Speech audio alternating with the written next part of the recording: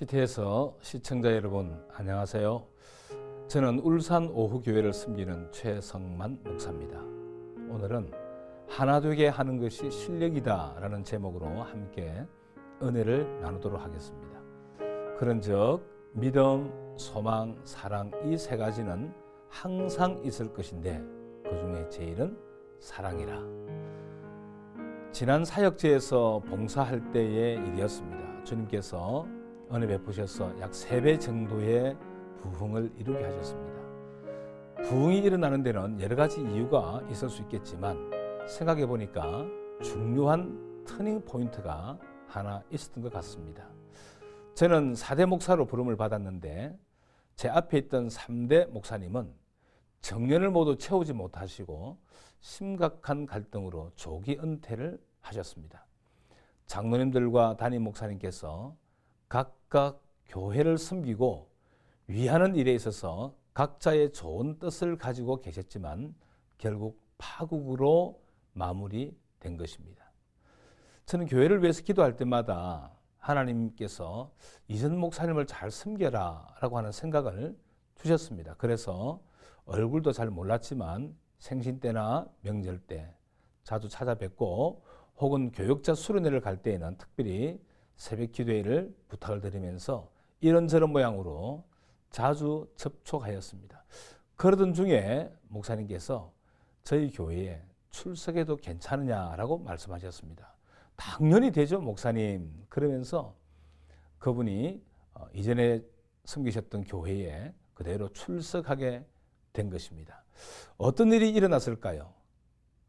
갈등의 정점에 서 있었던 장로님들이 굉장히 불편해하셨습니다. 그래서 어떤 장로님은 목사님, 선배 목사님 오시면 목사님이 불편하시지 않을까요? 라고 말씀하셨습니다. 그럴 때마다 장로님, 저는 괜찮습니다.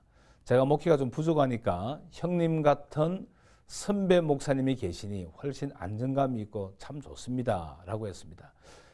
이런 불편한 마음에 장로님들께서 시간이 계속 가니까 마음이 더 어려워지신 거죠. 그래서 제게 이렇게 요청을 했습니다. 목사님, 그 목사님과 정식으로 화해할 수 있는 시간을 마련해 주실 수 있으신가요?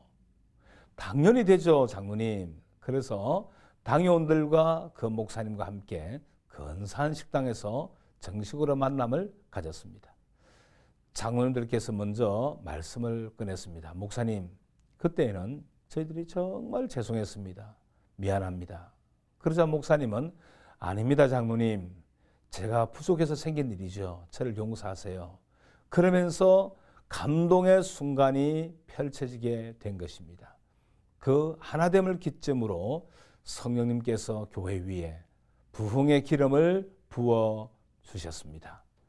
하나님과 좋은 관계가 형성되었다고 하는 말을 의롭게 되었다고 표현을 합니다. 열매 맺는 인생은 모두가 행복한 관계를 맺어가는 사람들이죠.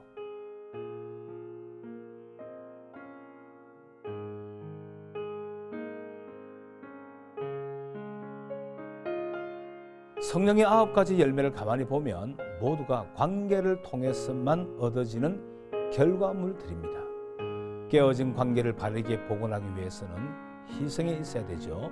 마귀는 끼리끼리 어울려서 묶기를 하지만 성령은 잊기를 하십니다. 나와 다른 것을 잊게 하는 것은 실력입니다. 그 실력은 성령이 우리 가운데 임할 때 가능해집니다.